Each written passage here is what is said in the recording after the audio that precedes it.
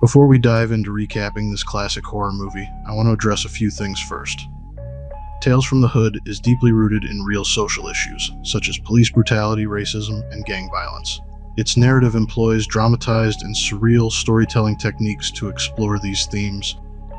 The filmmakers, Rusty Cundieff and Darren Scott, crafted this anthology to provoke deeper thought and discussion on these topics, blending supernatural horror with sharp social commentary.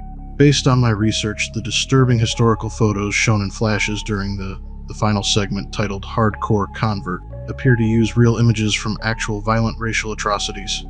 That being said, I will not be showing the photos during the final segment. In fact, due to excessive flashing in the scene and the one following it, I am going to use still photos and clips instead during these sections. Also, though the movie is delivering a message, I will be removing all offensively racist words and/or insults from this recap. Oh, and this isn't meant to replace actually watching the movie. I put links down in the description, so you can buy or rent this movie and view it in its entirety. On a more lighthearted note, something funny I noticed while editing is that in many instances, Sims seems unusually touchy with Joe Torre's character Stack. He repeatedly tries to touch him in several scenes. I'm not sure if this was for a story purpose or if it was Clarence Williams' way of getting under the actor's skin to make his discomfort more genuine.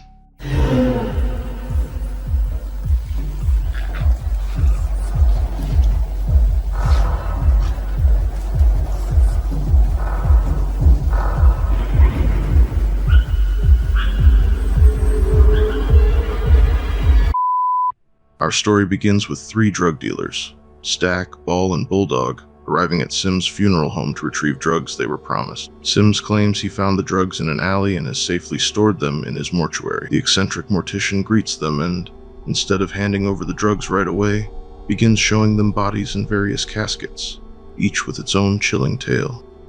Sim's unsettling demeanor and cryptic comments keep the gangsters on edge, setting the tone for the horror stories to follow. The first casket contains the body of Clarence Smith, a man rumored to have heard the voices of the dead calling his name. I'll tell you about old Clarence here along the way. Unless, of course, you're scared. On his first night on the job, a young police officer named Clarence Smith accompanies his new partner, Newton Hauser, to what seems like a routine traffic stop. The officers have pulled over a well-dressed man, but when Smith runs the car's license plates, he discovers the man is Martin Moorehouse, a city councilman and black rights activist. Moorehouse has been leading a crusade against police corruption in the city. I've got nothing against good cops. You what? I said I've got nothing against good cops, but I will see low-life scum like you run out of the department. To Smith's horror, Hauser and two other officers, Billy Crumfield and Strom Richmond, viciously beat Moorehouse with their nightsticks and destroy his car. When Smith insists that Moorehouse be taken to a hospital, the officers agree, seemingly. Later, Smith suggests reporting Crumfield and Richmond for their actions, but Hauser warns him to follow the unspoken code of silence among police. Damn it, we need to report those assholes, Newton. Those assholes are cops. Who the f*** are you to judge them? While Smith and Hauser leave, Richmond and Crumfield drive Moorehouse's car to the docks. There, Richmond injects Moorehouse with heroin, plants more drugs in his car, and pushes it into the water.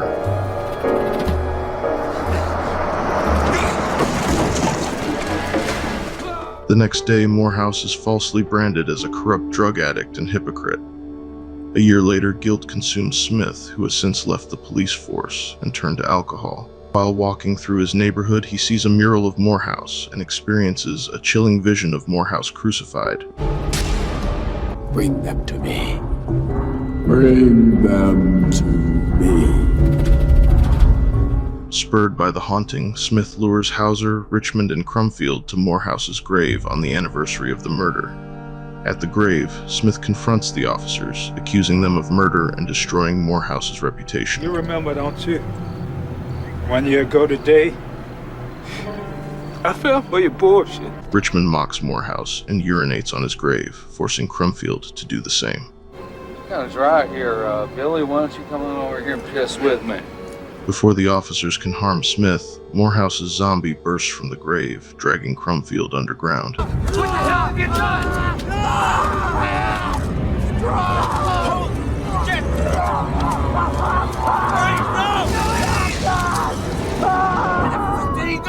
Moments later, Moorehouse's coffin erupts from the ground, revealing Crumfield's mutilated corpse in Moorehouse grasp, his still-beating heart clutched in the zombie's hand. Richmond and Hauser open fire, but Moorehouse is impervious to their bullets. No!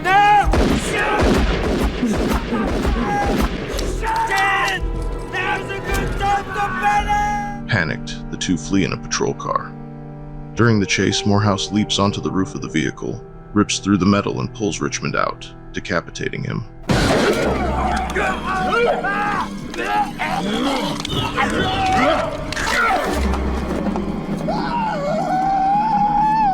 Hauser, terrified, exits the car and shoots its gas tank, causing an explosion, but the blast fails to stop Moorehouse. Desperate, Hauser stumbles into an alley, where he hysterically confesses his crimes to bystanders. You see him? You see him? I killed him! I killed him! Yeah! I killed him! I killed him! Moorehouse appears, summoning a swarm of used hypodermic needles that impale Hauser, pinning him to a wall. The needles melt Hauser's body into the mural of Moorehouse, transforming it into an image of Hauser crucified.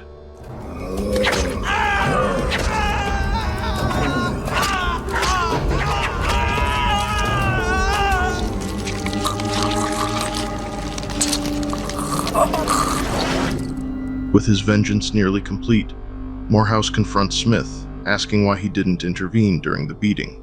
The story concludes with Smith in a mental institution. Two orderlies outside his cell discuss how Smith killed the three officers and reveal that he used to be a police officer. Homicidal maniac, cop killer, 3 in one night. Wow. Man, you just never know, do you?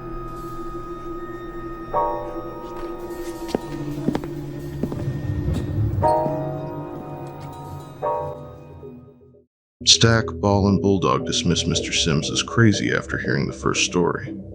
Still skeptical, they look into another casket, though its contents remain unseen. Mr. Sims then begins a new tale. Come on, man. Man, what type of shit? What the fuck happened to him? Walter Johnson is a quiet and sensitive boy who transfers to a new school, his face marked with bruises on his cheek and eye. His concerned teacher, Richard Garvey, notices the injuries and approaches Walter to ask about them. Initially, Garvey suspects that a school bully named Tyrone might be responsible. While Walter admits that Tyrone has bullied him, he insists the bruises are from a monster that attacks him. A few days later, Walter comes to school with a bruised arm. While the other children play, he stays inside and draws pictures of Tyrone and the monster. Walter explains to Garvey that he has a way to defeat things he fears. Lori told me to draw it. Then we'll destroy it, and the monster's gonna go away. After Garvey leaves, Walter crumples the drawing of Tyrone, causing the real Tyrone to suddenly and inexplicably suffer injuries.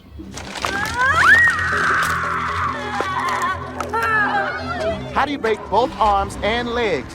Falling down. Boy must have had weak bones. That evening, Garvey visits Walter's home to speak with his mother, Sissy, about the monster. Sissy brushes off the teacher's concerns, claiming that Walter's injuries are from his own clumsiness. She sternly warns Walter not to talk about the monster to anyone. As they talk, Sissy's domineering boyfriend, Carl, arrives home. In fact, he's even drawn a picture of the monster. He, thinks he needs to kill the monster. I'll talk to him. That's it, you'll just talk to him. I will talk to him. Garvey leaves shortly after. Through Walter's imagination, it becomes clear that Carl is the monster. When Carl sees that Walter has drawn him as a monster, he takes it as an insult and lashes out. You like to draw f***ed-up pictures of people, huh?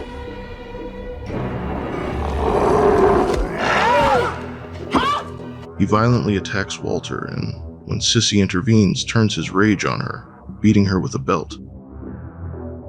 Garvey, suspicious, doubles back to check on Walter. Through the window, he sees Carl beating Sissy and bursts into the house to intervene. A chaotic fight ensues. Though Garvey and Sissy both put up brave efforts, Carl overpowers them. With Carl distracted, Walter seizes his drawing of the monster and begins folding and crumpling it. As Walter manipulates the drawing, Carl's body contorts and collapses in real life, mirroring the folds and crumples.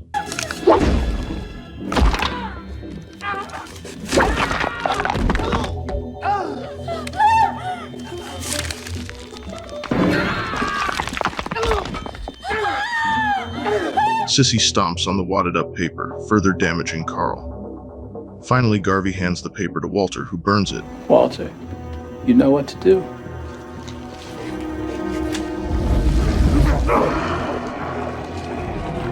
As the drawing turns to ash, Carl's body is consumed by flames. Sissy and Walter watch in relief as the nightmare ends. Back at Sim's funeral home, the burnt, mangled corpse of Carl is revealed inside the coffin. Yes, sir. Walter killed the monster. Let me close this thing. As the gangsters close the casket, a doll falls off a nearby shelf. Mr. Sims picks up the doll and introduces the next tale, explaining that it's no ordinary doll. It's a vessel for a lost soul. Yes, but this doll, it's a way station for lost souls. Duke Metger, an obnoxious and overtly racist Southern senator with a history as a member of the Ku Klux Klan, is running for governor. While filming a campaign commercial at his office, a former slave plantation once owned by his ancestor Nathan Wilkes turned into a massacre. Hundreds of slaves. Lynchings, burnings. 12 bodies hanging from that tree alone. Yeah, they buried them in a common grave up on the hill. Now, fools believe that their souls never rested till Miss Cobb's an old voodoo woman bought the place. That's her there in the mural. Inside, Metger dismisses these warnings while discussing his campaign with an assistant, Rhodey Willis, who is helping him improve his image. Metger mocks the myths surrounding the dolls and Miss Cobb's, even as a large painting of looms ominously in his office. Unseen to the men, one of the dolls stirs beneath the floorboards.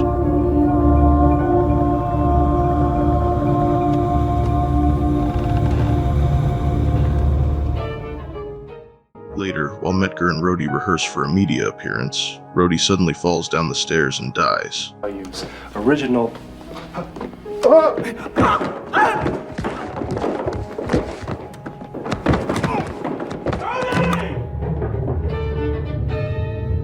At Rhodey's funeral, Eli confronts Metger again, warning him to leave the plantation or face the same fate. Metger brushes him off. That's about it, thank you. You need to be scared, Mr. Metger. Them souls don't want you there. They didn't want him there. Now you best to leave, or you'll end up just like him. Or worse. On the drive home, Metger notices a doll in the limo and angrily tosses it out the window.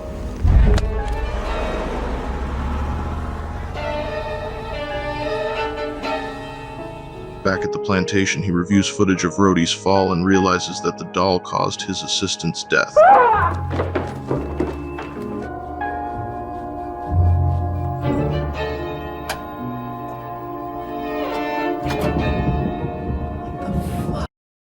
Shortly after, the animated doll attacks Metger. He manages to fend it off using an American flag, damaging both the doll and the painting, which begins to bleed. Goddamn voodoo bitch.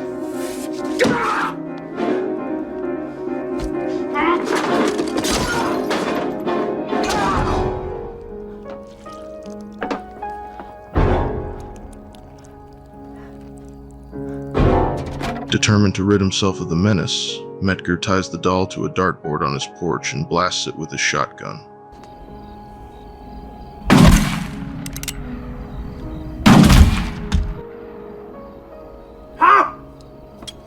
Believing the threat is over, he rants at the painting. To his horror, he notices the doll's images are fading from the painting. Spell can overcome the power of a double-barrel shotgun!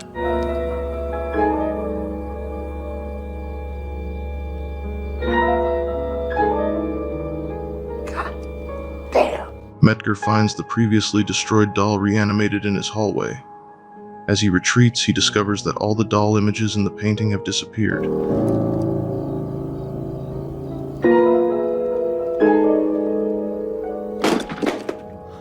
He turns to see an army of dolls, led by the one he tried to destroy.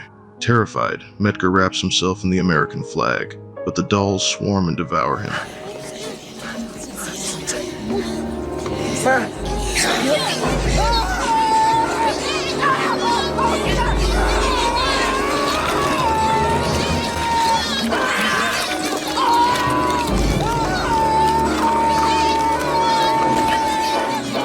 As the carnage concludes, Miss Cobbs vanishes from the painting and manifests in the room, cradling the first doll in her arms.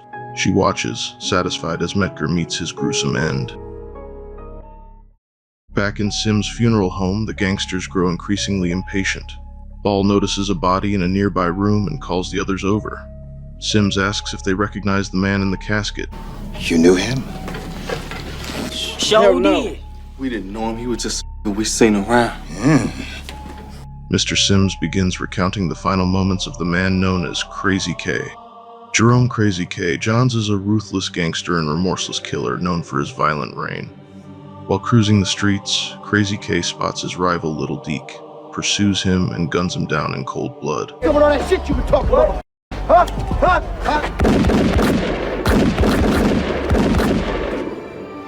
Moments later, Little Deke's associates ambush Crazy K, leaving him critically injured. Shut down, Crazy K. You crazy, huh? Hold on, looking kind of f***ed up. As they close in for the kill, police officers arrive and shoot down the gang before they can finish the job. Crazy K is arrested and placed on life support at a hospital in critical condition. Shame on a motherfucking cop. Damn. Crazy K is sentenced to life without parole, but is approached by Dr. Cushing, who offers him a deal. Undergo an experimental rehabilitation program and earn his freedom.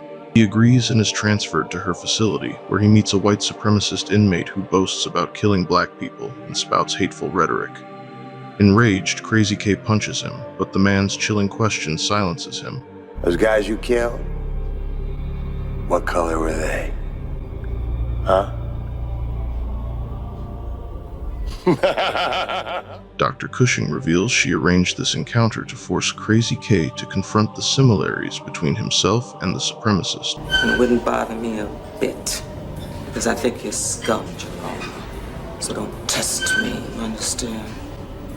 Crazy K undergoes a harrowing process designed to make him confront his crimes. His hair is shaved, erasing the signature K he wore with pride, and he is strapped to a gyroscopic device. He's forced to watch a distressing montage. Dr. Cushing denounces his lack of remorse for innocent lives lost. Next, Crazy K is placed in a sensory deprivation chamber, where the souls of his victims confront him. Among them are friends, competitors, and even an innocent little girl. Though Crazy K hints at the personal abuse he suffered in the past, he denies culpability for his own actions. Dr. Cushing cautions him that this is his last possibility for redemption, but he remains defiant and shows no remorse. As a result, Crazy K returns to the scene of his ambush, where Lil Deke's associates succeed in finally finishing the job. Crazy K's lifeless body lies broken, abandoned on the street. Back in the funeral home, the criminals listening to Crazy K's story reveal they were his actual killers. They lash out at Sims, aggressively demanding payment or drugs. Cause you know who it was to kill, and you ain't said shit.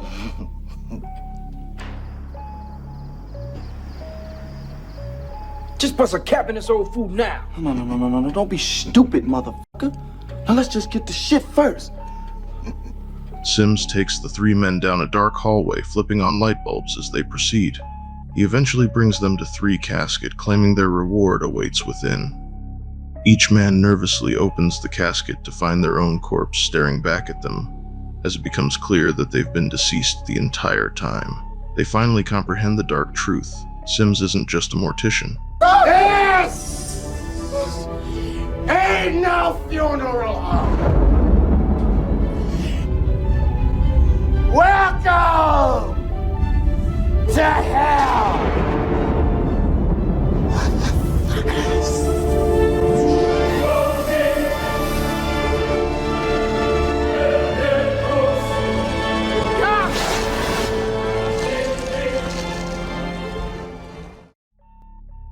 Tales from the Hood delivers powerful messages through its horror anthology format, though it can feel a bit preachy at times. Despite this, the execution is nearly perfect, While the role of Mr. Sims was recast with the legendary Keith David in the sequel due to late Clarence Williams III's retirement from acting, both actors brought their own unique brilliance to the character and, in my opinion, made the character of Sims the best part of each movie. Keith David's performance gave the sequels a fresh energy, though the original remains a standout due to the way Clarence Williams brings a level of calm but chaotic creepiness to the character. Thank you for watching. If you enjoyed this video, please consider subscribing for more content. I aim to release videos every weekend, but copyright clearance sometimes delays uploads. Let me know in the comments what movies, TV shows, or video game stories you'd like me to cover next.